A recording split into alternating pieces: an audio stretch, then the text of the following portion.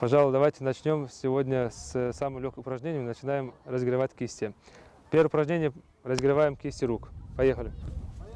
Чтобы машина поехала, ее надо прогреть. Вот на таких простых жизненных примерах боец смешанных единоборств Ингисхан Аздоев объясняет молодым студентам значение спорта для человека. Такую зарядку он проводит не впервые. Заинтересовать ребят – главная задача. Данная акция направлена на повышение спортивного интереса молодежи и подрастающего поколения, а также взрослых. В дальнейшем планируется устроить флешмоб с такими акциями и провести подобного рода мероприятия в разных городах республики. На центральном стадионе Сунжи собрались студенты СУЗов. Спортивных костюмов на ребятах нет. В месяц Рамадан полноценных тренировок проводить задачи нет. Просто небольшая разминка. Харон Бадиев, узнав об акции «Тренировка со звездой», на стадион пришел одним из первых. Сам занимаюсь ММА. Я хотел посмотреть, как занимаются профессионалы. Сейчас месяц Ураза, не сложно у тебя вообще заниматься, проводить тренировки? Трудно немного, но можно потерпеть, ничего страшного. Хотелось бы такие мероприятия проводились почаще, чтобы мы набрали опыта.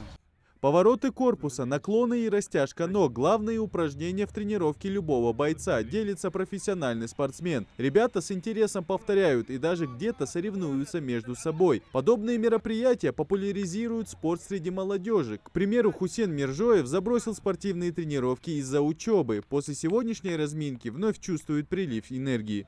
Конечно, да, мне хотелось больше и больше заниматься. Я занимался когда-то спортом, но теперь опять хочу начать. Хотел бы, чтобы вот такие мероприятия с разными спортсменами проводились еще чаще в нашей республике? Да, мне очень нравятся такие мероприятия, и очень хочется, чтобы наша молодежь привлекалась к таким мероприятиям, была активна. Акция «Тренировка со звездой» проходит в разных городах страны. Цель масштабного флешмоба – отвлечь молодых людей от гаджетов и вывести на улицу, на свежий воздух.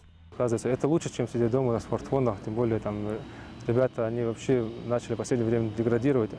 Но если они тренируются в спортзалах или на вот такие вот открытых площадках, это наоборот польза для них, как физическая, так и духовная. Подобные тренировки хороши не только для физического здоровья. Возможно, для кого-то они станут импульсом к началу спортивной карьеры. Идрис Ижиев, Хамзат Халухоев, Новости 24.